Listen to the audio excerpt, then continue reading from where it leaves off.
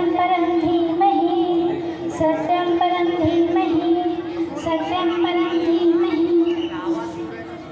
परमपूजनीय श्री गुरुदेव वंदनीय राष्ट्रसंत श्री तुकडोजी महाराज, वराक्यमूर्ती संत श्री गाडगे बाबा व तसेच व्यासपीठावरील मान्यवर गुरुजन वर्ग, माझ्या मित्रमैत्रिणींनो, माझे नाव पद्मजा श्रीजी। मी आज तुमच्यासमोर वंदनीय राष्ट्रसंत श्री तुकडोजी महाराजांनी लिहिलेल्या ग्रामगीतेबद्दल बोलणार आहे।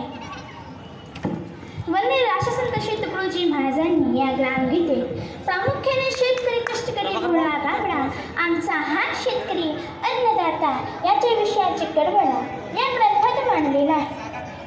त्यांनी हे लिहिण्याबरोबरच अगोदर अर्पण पत्रिका केली।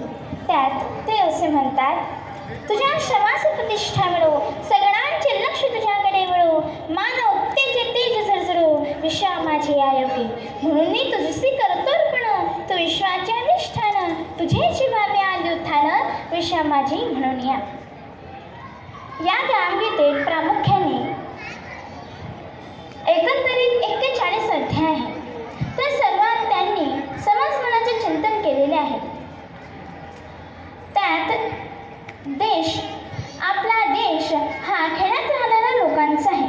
जोपर्यंत ही खेडी चांगली अंतःकरणारे स्वच्छ नीटनेटकी राहणार नाही, तोपर्यंत त्यांना मोठापणा कसा देता?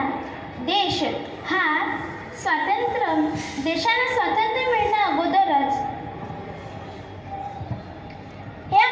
ही ग्रामगीता देश स्वातंत्र्य झाल्यानंतर गेल्या 10 वर्षानंतर लिहिली। म्हणून देशाचा खरा समाज हा खेड्यात राहणाऱ्या लोकांचा आहे। जोपर्यंत ही खेडी नीटनेटकी होणार नाही, तोपर्यंत देशाच्या विकासासाठी काय बोलावे? गावा हा विश्वास नकाशा, गावावरून देशाची परीक्षा, गावाची भंगता व दशा येईल देशा। समाजात संतांनी दिलेले विचारच हे मानवाचे कल्याण करणारे असतात, हेच खरे समाजसेवक असतात। परंतु काही लोक समाजाची जाती, धर्म, पंथ यात विभागणी करून आपली वर्चस्वाची लढाई लढतात, परंतु मानव हा एक आहे याच्याविषयी महाराज म्हणतात, संत म्हणतांनी कथन केले, परी पुढे विपरीत झाले, मानवात खंड पाडले पाखंडांनी।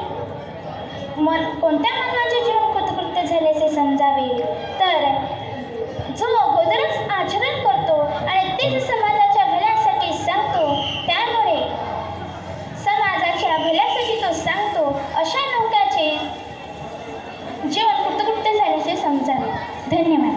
धन्यवाद। सर्वांनी जोरदार टाळ्या वाजवून स्वागत करावं।